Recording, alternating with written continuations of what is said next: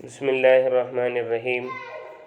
آج جن ابواب کا ہم ابتدا کریں گے یہ احادیث میں کتاب السلوک والاحسان کے نام سے ہے۔ اس کا مقصد یہ ہے کہ انسان کس طرح گناہوں کو چھوڑ کر اللہ کی راہ کی جانب گامزن ہو اور اللہ تعالیٰ کا قریبی بندہ بن جائے۔ سب سے پہلے ہم اس میں جس چیز کو شروع کریں گے وہ ہے اخلاق ذمیمہ اور ان کا علاج۔ برے اخلاق اور ان کا علاج کس طرح ممکن ہے۔ چنانچہ حضرت ابو ہریرہ رضی اللہ تعالیٰ عنہ کی حدیث ہے کہ آپ صلی اللہ علیہ وسلم نے فرمایا ان اللہ لا ينظر الى اجسامکم ولا الى صورکم ولكن ينظر الى قلوبکم واعمالکم۔ اللہ تعالیٰ تمہارے جسموں کو اور تمہاری صورتوں کو نہیں دیکھتے بلکہ تمہارے دلوں کو اور تمہارے اعمال کو دیکھتے ہیں۔ مطلب یہ ہے کہ اللہ تعالیٰ ایسے اعمال کو قبول نہیں فرماتے جو بظاہر اچھے معلوم ہوں مگر حقیقت میں اخلاص اور توجہ قلب سے خالی ہوں۔ ایسے ہی دلوں کو قبول فرماتا ہے جس میں اخلاص ہو اور عبادت کے دوران وہ اللہ کی طرف متوجہ ہوں، چاہے وہ کسی بھی قسم کی عبادت ہے۔ کوئی اللہ کا نام لے رہا ہے اس کی طرف متوجہ ہونا، نماز پڑھ رہے ہیں اس کی طرف متوجہ ہونا، قرآن پڑھ رہے ہیں اس کی طرف متوجہ ہونا۔ مثلا کوئی شخص بظاہر عبادت میں مشغول ہے مگر دل میں غفلت چھائی ہوئی ہے اور اس بات کی طرف توجہ نہیں کہ وہ اللہ کے سامنے کھڑا ہے یا کوئی اور کام کر رہا ہے تو اس کی عبادت قابل قبول نہیں ہے۔ اگرچہ اس صورت میں بھی فرض ذمہ سے تو ساقط ہو جائے گا مگر ثواب سے محروم رہے گا، اس لیے کہ دل جسم کا بادشاہ ہے اور جب تک اس کی اصلاح نہیں ہوگی اس وقت تک دوسرے اعمال درست نہیں ہوں گے۔ چنانچہ آپ صلی اللہ علیہ وسلم نے فرمایا کہ اس دل کو اگر یہ دل درست ہوا تو سارا جسم درست ہے، یہ دل خراب ہو گیا تو مکمل بدن خراب ہے۔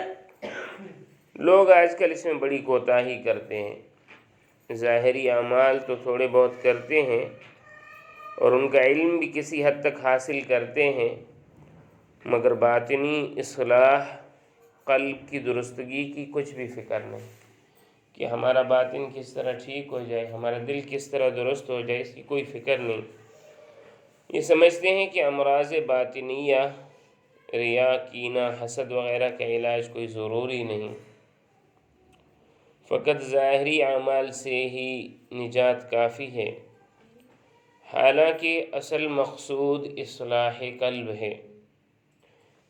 جیسا کہ مندرجہ بالا حدیث سے صاف معلوم ہوتا ہے کہ اعمال ظاہری ذریعہ ہیں قلب کے درست ہونے کا، اور ظاہر اور باطن میں کچھ ایسا قدرتی تعلق ہے کہ بغیر ظاہری حالت درست کیے باطنی حالت درست نہیں ہو سکتی، اور جب تک ظاہری اعمال ہمیشگی اور پابندی کے ساتھ نہ ہوں اندر کی اصلاح مستقل نہیں ہو سکتی، اور جب باطنی حالت درست ہو جائے گی تو ظاہری اعمال خوب اچھی طرح ادا ہوں گے۔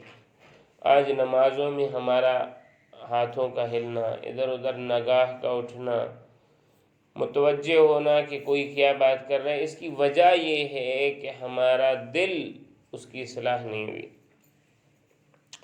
تو خوب سمجھ لینا چاہیے کہ جس طرح اعمال ظاہرہ، صوم و صلاۃ وغیرہ کا ادا کرنا ہے اور ان کے ادا کرنے کا طریقہ جاننا واجب ہے، اس طرح قلب کو باطنی امراض، ریا، نمود، کینہ، حسد اور بغض وغیرہ سے صاف رکھنا اور ان مہلک امراض سے قلب کی صفائی کا طریقہ جاننا بھی ضروری ہے۔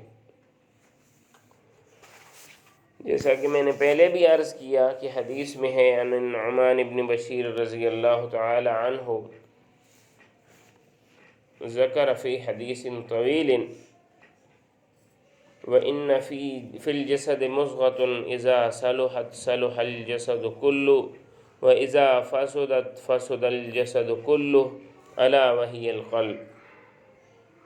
آپ صلی اللہ علیہ وسلم نے فرمایا، سنو، بدن میں گوشت کا ایک ٹکڑا ہے، جب وہ درست ہوتا ہے تو تمام بدن درست ہوتا ہے، اور اگر وہ فاسد ہو جائے، بگڑ جائے، تو تمام بدن فاسد، خراب اور بگڑا ہوا ہوتا ہے۔ اور آگاہ رہو کہ وہ دل ہے۔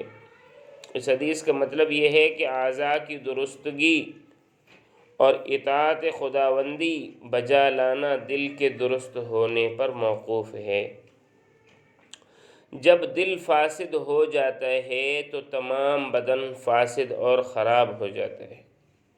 دل جسم کا بادشاہ ہے اور رعیت کی اصلاح موقوف ہوتی ہے بادشاہ کے نیک ہونے پر۔ پس اعضاء نیک کام اسی وقت ہی کریں گے جب دل نیک ہوگا، اور دل کی اصلاح کی کوشش کرنا واجب ہے۔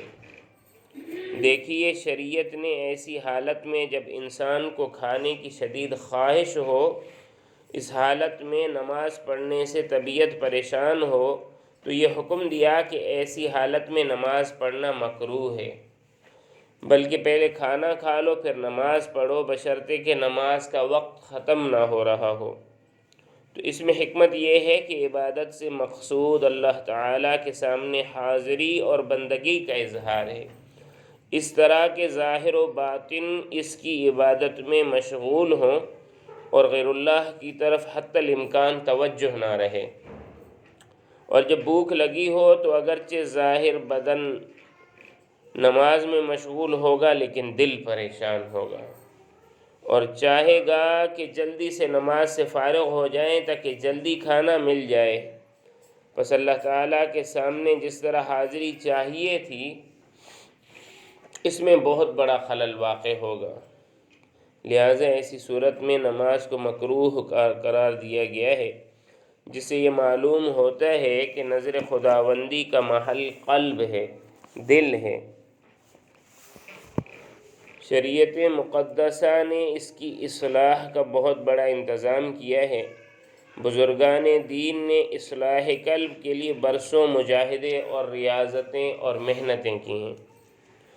حدیث میں ہے، عن ابن عباس رضی اللہ تعالی عنہ قال، رکعتان مقتصدتان خیر من قیام اللیل والقلب صاح، رواہ ابن ابی الدنیا فی التفکر کذا فی کنز العمال، کہ آپ صلی اللہ علیہ وسلم نے فرمایا کہ میانہ روی کے ساتھ 2 رکعت نماز پڑھنا بہتر ہے رات بھر ایسی عبادت میں مشغول رہنے سے کہ دل غافل ہو۔ مطلب یہ ہے کہ اگر کوئی شخص 2 رکعت نماز اس طرح پڑھے کہ اس کے فرائض، واجبات، سنن کو حضور قلب کے ساتھ ادا کرے، اگرچہ قیام و قرات لمبی نہ ہوں، ایسی 2 رکعتیں رات بھر دل کی غفلت کے ساتھ نماز پڑھنے سے بہتر ہے۔ اس حدیث سے اہتمام قلب کی کس قدر تاکید معلوم ہوتی ہے۔ وجہ یہ ہے کہ فی الحقیقت فعل کی کیفیت دیکھی جاتی ہے کہ کیسا کام کیا، مقدار مطلوب نہیں کہ کتنا کام کیا۔ کام باقاعدہ عمدہ ہو تو اللہ تعالیٰ کے ہاں محبوب و مقبول ہے، اگرچہ تھوڑا ہی ہو، اور اگر بہت زیادہ ہو لیکن بے قاعدہ، بے ضابطہ اور غفلت سے ہو تو وہ ناپسند ہے۔ اللہ تعالیٰ سے دعا ہے کہ ہمیں ان عبادات کو دل کی توجہ کے ساتھ اور دل کے لگاؤ کے ساتھ کرنے کی توفیق عطا فرمائے، اور اپنی عبادتوں میں اپنے دل کو حاضر کرنے کی اور اس پر محنت کرنے کی توفیق عطا فرمائے۔